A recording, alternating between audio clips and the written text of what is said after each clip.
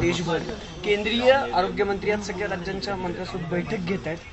कशी परिस्थिती हाताळावी, कसं सांगाल या सगळ्या? देश पातळीवर जो निर्णय घ्यायचा असतो ते केंद्रीय आरोग्य मंत्री घेतात आणि पंतप्रधान त्याला मार्गदर्शन करतात.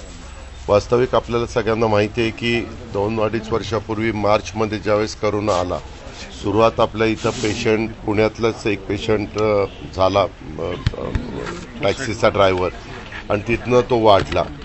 आम्ही 2-3 वेळेला अधिवेशन चालू असताना सभागृहामध्ये मुख्यमंत्री महोदयांना आणि सरकारला विनंती केलेली होती की एकदा तुम्ही आम्हाला सभागृहाला पण विश्वासात घ्या आणि काय साधारण आपण पुढं करणार आहोत, काय लाईन ऑफ ॲक्शन ठरलेली आहे ते जर सांगितलं तर सगळे लोकप्रतिनिधी आपल्या आपल्या भागामध्ये जाऊन तशा पद्धतीनं सरकारचे जे अधिकारी असतील त्यांना विश्वासामध्ये घेऊन किंवा ज्या NGOज असतात, काही वेगवेगळ्या संस्था पण काम करत असतात, त्यांना विश्वासात घेऊन ते करता येईल. कारण मागच्या काळामध्ये उद्धव ठाकरे साहेबांच्या नेतृत्वाखाली ज्यावेळेस आम्ही ह्या करोनाला सामोरं गेलो त्या काळामध्ये सतत ह्यांचा, उद्धवजींचा आणि पंतप्रधान महोदयांचा, त्यावेळेस मला वाटतं डॉक्टर हर्षवर्धन हे आरोग्यमंत्री होते केंद्रीय, त्यांच्याशी संपर्क राहायचा आणि राजेश टोपे वगैरे सगळेजण ह्याच्यामध्ये काम बघत होते आणि आम्ही तशा पद्धतीनं त्याची अंमलबजावणी सगळेजण करत होतो. आता आपल्या इथं संख्या वाढते, परंतु अजूनही ज्या प्रकारे गांभीर्याने सर्वांनी घेतलं पाहिजे तसं घेताना दिसत नाही. सर्रास जर ह्याचं गांभीर्य जास्त असेल तर सरकारने सांगितलं पाहिजे की सरकारच्या ऑफिसेसमध्ये जो कोणी यंत्रणा काम करते त्यांनी कंपल्सरी मास्क वापरला पाहिजे. तिथं येणाऱ्या व्यक्तींनी, नागरिकांनी पण मास्क वापरला पाहिजे. पण तशा प्रकारचा आदेश काढले गेलेले नाहीत आणि सरकारमधले, मंत्रिमंडळातले पण सहकारी आता मास्क वापरताना दिसत नाही. याचा अर्थ जनतेला वाटतं की अजून त्या करोनाचं किंवा त्या व्हायरसचं गांभीर्य इतकं काही नाही आहे असं ते होत आहे. म्हणून हे सगळ्या प्रश्न निर्माण झालेले आहेत. पण मधून अधून काही व्यक्ती पण ह्याच्यामध्ये मृत्युमुखी पडतायत असं पण बातम्या ऐकायला मिळत आहेत. ही पण वस्तुस्थिती खरी आहे. माझी तुम्ही विचारलेल्या प्रश्नाच्या अनुसरून सरकारला पुन्हा एकदा विनंती आहे. सरकारला मला निर्वाणीचं सांगायचं की ही गोष्ट गांभीर्याने घ्यावी, मुख्यमंत्र्यांनी घ्यावी, उपमुख्यमंत्र्यांनी घ्यावी किंवा आरोग्यमंत्र्यांनी घ्यावी, परंतु ह्याच्यातून ताबडतोब जनतेला एक दिलासा द्यावा. एक इलेक्ट्रॉनिक मीडियाच्या निमित्तानं देखील थोडी प्रेस घेऊन सांगितलं की वस्तुस्थिती अशी आहे, तर एक लोकांच्यामध्ये थोडासा काय वस्तुस्थिती आहे ते लक्षात आल्यानंतर काय आपण खबरदारी घेतली पाहिजे, काळजी घेतली पाहिजे हे जनतेलाही कळून चुकतं. त्याच्यामुळे सरकारने ताबडतोब ह्याच्यात लक्ष घालावं अशी माझी सरकारला सूचना आहे. टेस्टिंग सुद्धा होत नाहीये दादा कुठे, त्याचबरोबर लस सुद्धा उपलब्ध नाहीये. या संदर्भात मी तेच सांगितलं ना की सरकारने तातडीनं यामध्ये लक्ष घालावं. आता आज गुड फ्रायडे, उद्या सॅटर्डे, परवा संडे, लागोपाठ 3 दिवसाच्या सुट्टी आलेल्या आहेत. मी आज माझ्याकडे सकाळी काही लोक भेटायला आली होती, त्यावेळेस बऱ्याच लोकांच्या कामाच्या करता अधिकाऱ्यांना फोन करत होतो, तर अधिकारी बहुतेक रजेवर आहेत.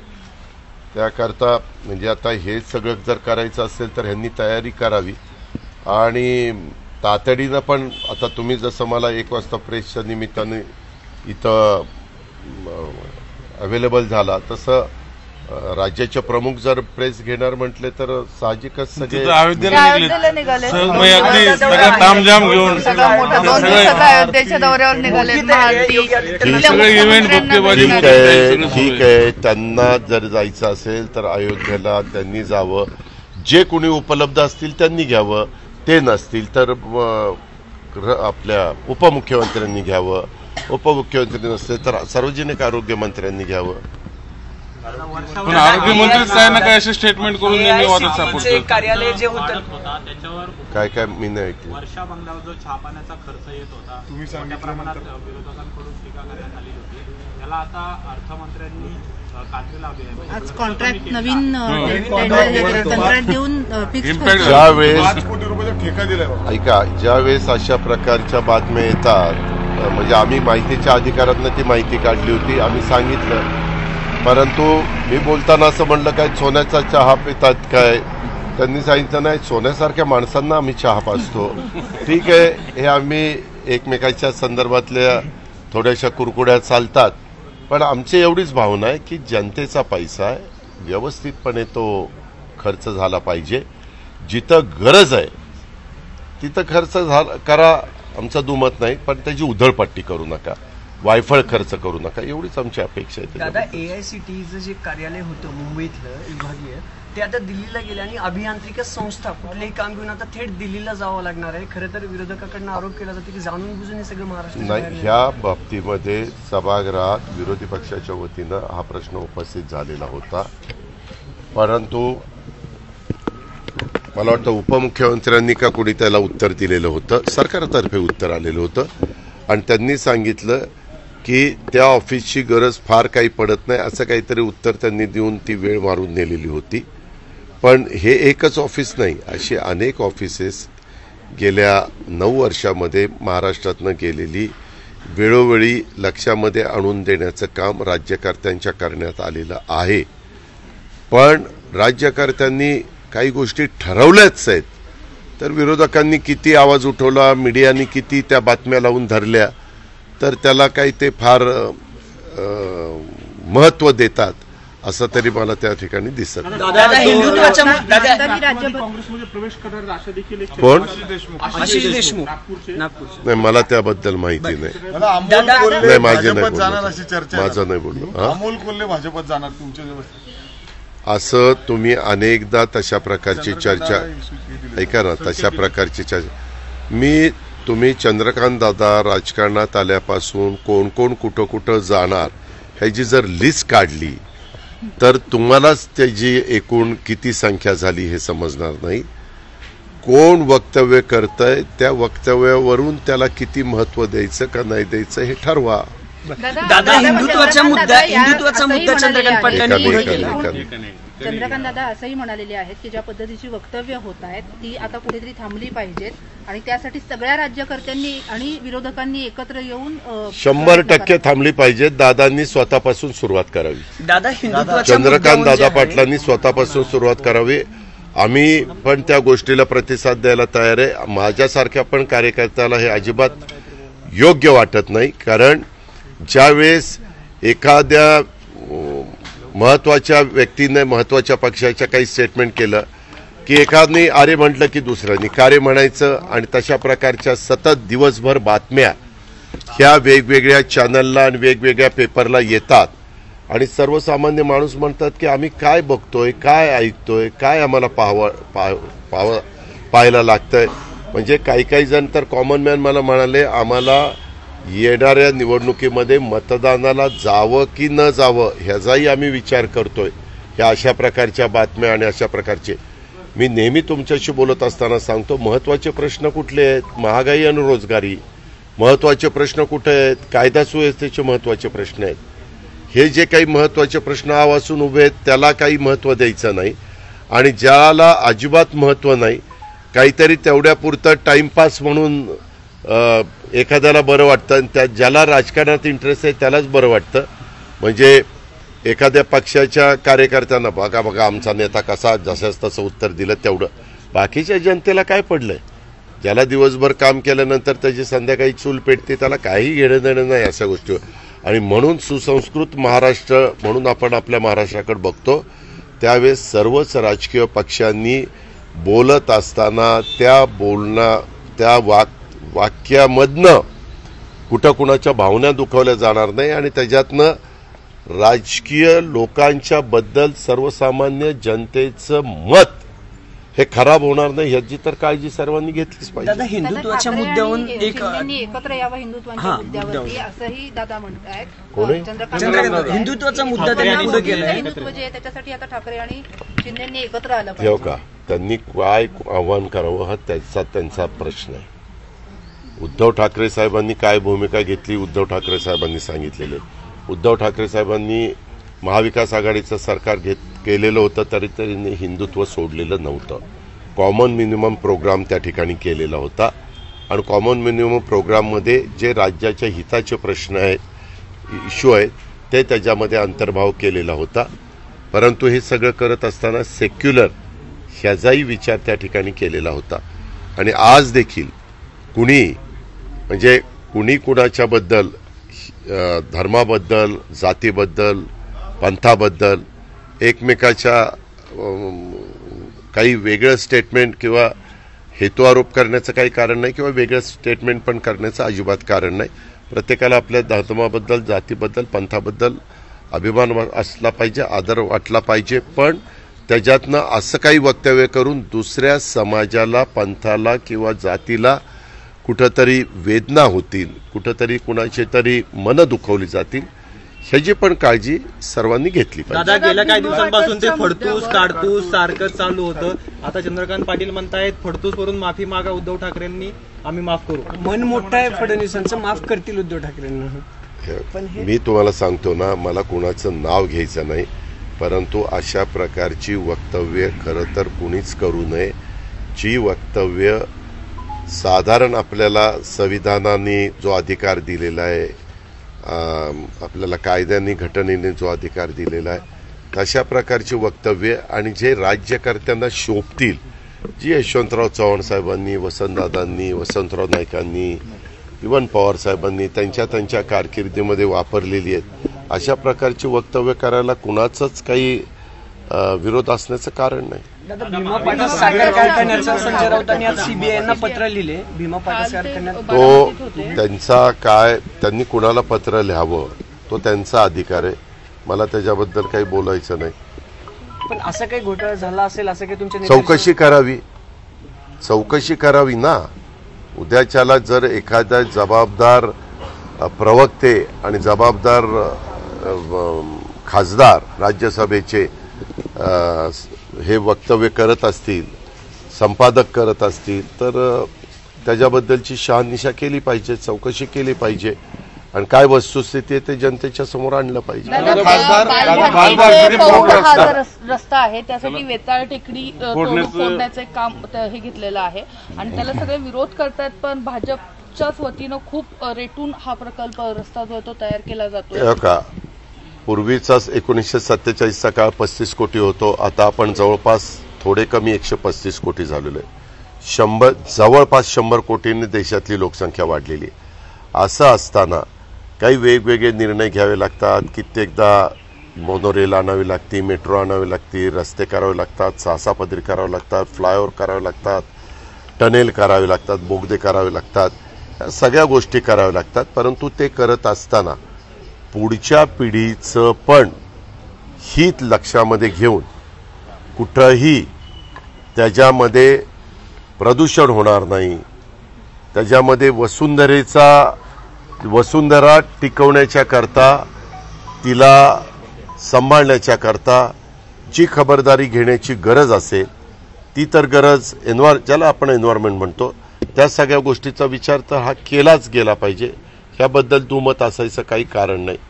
पण ह्या बॅलन्स सांभाळत असताना आज आपल्या पुणेकरांना ज्या प्रकारे त्या गर्दीला सामोरं जावं लागतं आणि प्रचंड मोठ्या प्रमाणावर आपल्या सगळ्यांचा वेळ, इंधन, श्रम वाया जातात आणि खूप काही आपल्याला त्रास सहन करावा लागतो, हे कुठंतरी सुसह्य होण्याच्या दृष्टिकोनातनं ज्या महत्त्वाच्या बाबी रहदारीच्या दृष्टिकोनातनं, पब्लिक सर्व्हिस ट्रान्सपोर्टच्या दृष्टिकोनातनं करणं गरजेचं असेल, ते सगळ्या पुणेकरांनी, पिंपरी चिंचवडकरांनी किंवा पुणे पिंपरी चिंचवडमध्ये बाहेरच्या येत असणाऱ्या नागरिकांनी पण ह्या सगळ्याचा विचार करून आपली आपली जबाबदारी पार पाडली पाहिजे. तसंच रिंग रोडच्या बाबतीमध्ये देखील जरी आज मी विरोधी पक्षामध्ये असलो तरी मी तो सभागृहामध्ये मुद्दा उपस्थित केलेला होता आणि मी सतत अधिकाऱ्यांना सांगतो की त्याचं ॲक्विजिशन करण्याचं काम,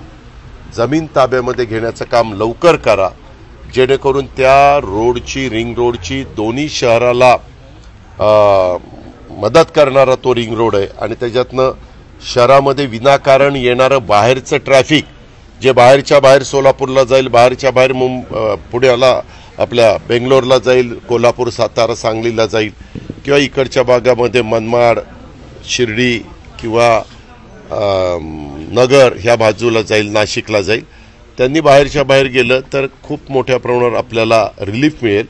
आणि हे मेट्रोचे जे काम चाललेलं आहे ते पण युद्ध पातळीवर लवकर पूर्ण करून त्याच्यातनं पण मदत झाली पाहिजे. अशा जर गोष्टी तातडीनं झाल्या आणि त्याकरता ज्यांच्यावर जबाबदारी आहे त्यांनी त्याच्याबद्दलच्या दर आठवड्याला आढावा बैठकी घेतल्या की कुठपर्यंत आलंय, का थांबलंय, कशामुळं थांबलंय, तर ह्याच्यातनं रिलीफ मिळेल. त्याच्यामुळं तुम्ही जो प्रश्न मला विचारलेला होता त्या प्रश्नाला माझं हेच उत्तर आहे, ती जर काळाची गरज असेल तर केलं पाहिजे. त्याच्याऐवजी दुसरा पर्याय तुमच्याकडे असून त्याच्यातनं पर्यावरणाचा हित साधलं जाणार असेल तर त्याचा विचार करा. काल आमदार उपोषणाला बसले होते, त्यांची कामं होत नाही. त्याच्या अगोदर लंके बसले होते. मी त्याबद्दल लंकेशच्या उपोषणाला स्वतःच सोडायला गेलो होतो, कारण मी त्या दिवशी नागपूरला होतो. पण त्यांचं काम नितीन गडकरी साहेबांच्याकडे होतं. मी ताबडतोब गडकरी साहेबांशी फोनवर संपर्क साधला. लकीली ते आम्हाला फोनवर सापडले, कारण ते म्हणजे कुठल्या दुसऱ्या दौऱ्यावर नव्हते आणि त्यांनी त्याच्यामध्ये लक्ष घातलं. मी आत्तामध्ये परत गेलेलो होतो त्यावेळेस लंकेला विचारलं. लंके म्हणले की दादा आता ती कामं सुरू झालेली आहेत. जे काही सार्वजनिक हिताची जनतेच्या दृष्टीनं महत्त्वाची कामं असतात ते करण्याच्या करता लोकप्रतिनिधी अशा प्रकारचा निर्णय घेतात. मला सुनील टिंगरेंचे पण ऐकायला मिळालं. मी सुनील टिंगरेंशी फोनवर संपर्क साधला. त्याच्यानंतर विक्रम कुमारशी पण संपर्क साधला. त्यावेळेस सुनील टिंगरे असं म्हणले की मला लेखी जर मिळालं तरच मी ह्यामध्ये हे म्हणजे माघार घेईन. तर तशा पद्धतीनं लेखी त्यांना मिळालेलं असावं असा माझा अंदाज. महाविकास आघाडीची जिथं सभा होणार, उद्धव ठाकरेंची सभा होणार, तिथं हनुमान चालीसा पठण करणार असं नवनीत राणा म्हणतात. चांगली गोष्ट आहे, मी त्याचं स्वागत करतो. करा, जरूर करा. आमचा कोणालाच हनुमान चालीसाला विरोध असायचं काहीच कारण नाही. मी मगाशीच सांगितलं, प्रत्येकाने उलट ह्या एप्रिल महिन्यामध्ये महावीर जयंती झाली, हनुमान जयंती झाली, त्याच्यामध्ये आता रामनवमी झाली, त्याच्यामध्ये महात्मा फुलेंची जयंती आहे, आपल्या डॉक्टर बाबासाहेब आंबेडकरांची जयंती आहे, रमजानचा पवित्र महिना चालू आहे. सगळ्या म्हणजे ज्या जयंती आहेत त्यांना सगळ्यांना विनम्र अभिवादन. आणि रमजानचा पवित्र महिना चालू आहे, त्याला मनापासून शुभेच्छा. होऊ दे ना बाबा, काय बिघडलं. उलट त्यांना एवढं म्हणजे त्यांचं काम हेच आहे. त्यांना जर त्याच्यातून समाधान मिळत असेल तर आम्ही ते समाधान मिळवून द्यायला तयार आहोत. महाविकास आघाडीची वज्रमूठ जर कायम राहिली तर निकाल काय लागतील सगळ्यांना माहिती. ती तोडण्यासाठी सातत्याने भाजपकडनं प्रयत्न सुरू आहेत, होतील यापुढे. तर ती पक्क ठेवण्यासाठी काय? हे राजकारण आहे. उद्याच्याला प्रत्येक पक्ष काम करत असताना त्यांनाही वाटतं की आपल्या मनामध्ये जे काही धोरणं आहेत, आपलं विजन आहे, ते विजन राबवण्याच्या दृष्टिकोनातनं सरकारमध्ये आपण आलो पाहिजे. मागं 5 वर्ष आम्ही सरकारमध्ये नव्हतो. त्याच्यानंतरच्या काळामध्ये उद्धवजी, सोनियाजी, पवारसाहेब एकत्र येऊन सरकार स्थापन केलं. तुम्ही ते सगळं पाहिलं. आता मधले काही निकाल बघितल्यानंतर बाबा हे तिघांचं जर वज्रमूठ अशीच मजबूत राहिली तर काय साधारण निकाल लागतील ह्याचा अंदाज कदाचित त्यांनाही आला असावा. त्याच्यामुळे ते त्यांचं राजकारण करतायत, त्यांचं राजकारण खेळतायत. आम्ही आमचं राजकारण खेळतो.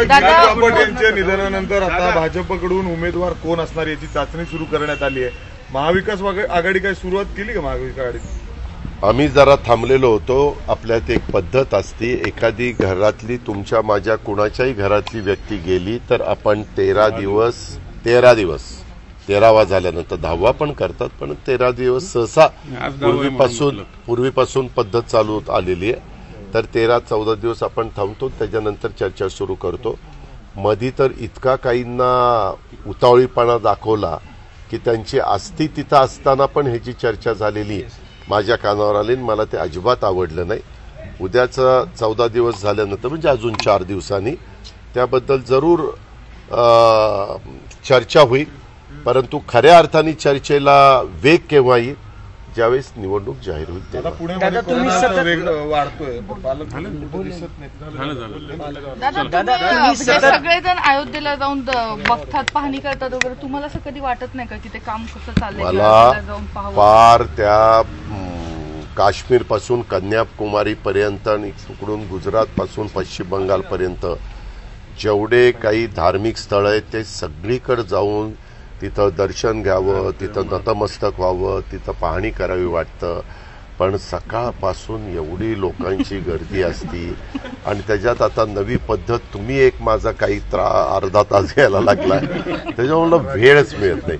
पण मला जेव्हा कधी वेळ मिळेल तेव्हा तिथं जायला अवश्य, वेगवेगळ्या धार्मिक स्थळांना भेटी द्यायला आणि तिथं दर्शन घ्यायला मला जरूर आवडेल. दादा 2 दिवसांपासून सोशल मीडियावरती सत्ता नाट्य जे घडलं त्याच्यावरचं एक रॅप सॉन्ग व्हायरल होत होतं, परंतु आता अंबरनाथमध्ये त्या तरुणावरती गुन्हा दाखल केलाय, कारण का 50 खोके बरोबर आणि आहे. चोर हा शब्द आहे त्यामध्ये. आता ह्या सरकारमध्ये असणाऱ्यांच्या बद्दल असं कुणी केलं तर त्यांना हेच शासन होणार ही नोंद सगळ्यांनी घ्यावी. दादा खरं तर एकीकडे विरोधी पक्षनेते म्हणून तुम्ही आवाज उठवणार की नाही? आवाज काय उठवता तुम्ही? आवाज उठवला की तुम्हालाही तीच शिक्षा. एकीकडे दादा सूक्ष्म आमदार एकीकडे वेगवेगळ्या काय पोझिशनला जात आहेत. त्यांना किती सांगा, ह्याच्यातला गमतीचा भाग जाऊ द्या, परंतु त्यांनी ठरवलेलं आहे. आणि मग त्यांना काही आम्ही सांगायला गेलो, तुमच्याही काळात तसंच होतं, त्या अमक्याला उचललं, तमक्याला उचललं, ह्या खासदाराला तुम्ही हे केलं, त्या खासदार, असं काही ते सांगायला तयार होतात. म्हणजे एखाद्याकडनं जर आमच्याकडनं काही चुकलं असेल तर ते त्यांनी दुरुस्त केलं पाहिजे, त्यांच्याकडनं काही चुकलं तर आम्ही दुरुस्त केलं पाहिजे. पण हे चुकले म्हणून आम्ही पण चूक करणार, ही जी काही पद्धत आहे ही कुणीच, आम्ही पण करू नये त्यांनी पण करू नये. परंतु ते ऐकायच्या मनस्थितीमध्ये नाहीत आणि ते त्यांच्या पद्धतीनं चाललेले आहेत. हे अनेक गोष्टींच्यावरून, म्हणजे ठाण्यातली झालेली घटना किंवा वेगवेगळ्या महाराष्ट्रातल्या वेगवेगळ्या भागामध्ये होत असणाऱ्या घटना, त्या बघितल्यानंतर आपल्याला ते लक्षामध्ये येत आहे. आता आहे त्यांच्या हातात सत्ता, त्याच्यावर चाललंय, परंतु सर्वसामान्य जनता हे फार बारकाईनं पाहत असते आणि कुणाचं चुकतंय कुणाचं बरोबर आहे हा नक्कीच जनता विचार करेल. आणि निवडणुकीच्या निमित्तानं ज्यावेळेस मताला ते जातील त्यावेळेस योग्य बटन दाबतील असे मला खात्री. दादा एकीकडे तुम्ही नेहमी सुसंस्कृत राजकारणाचं सांगता, धडे देता, सगळ्यांना तसंच वागा म्हणता, पण दुसरीकडे महिला राजकारण्यांना जे आहे टार्गेट केले जाते. मोहित कांबोजनीकर, राखी सावंत आणि सुषमा अंधारे यांची बहिणी म्हणून तुलना केली. दुसरीकडे अनेक महिलांना जे आहे तो मी आपल्याला सांगू का, तुम्ही अनेकांची नावं घेऊन ह्या सगळे प्रश्न विचारत असता. वास्तविक प्रत्येकाने, मी आता प्रत्येकाची नावं घेऊन सांगत नाही, प्रत्येकाने स्त्रीचा, मातेचा, मुलीचा, बहिणीचा, महिलेचा सन्मान ठेवला पाहिजे. ही आपली परंपरा आहे, ही पहिल्यापासून चालत आलेली आहे. आणि त्याच्यातनं कुणी चुकलं तर त्याला त्या चुकीची किंमत पण मोजावी लागलेली आहे, हाही इतिहास सांगतो. त्याकरता ह्याच्यात राजकारण करू नका, प्रत्येकाने तारतम्य बाळगा आणि आपली आपली मतं व्यक्त करा, एवढंच मला सांगायचं. नमस्कार.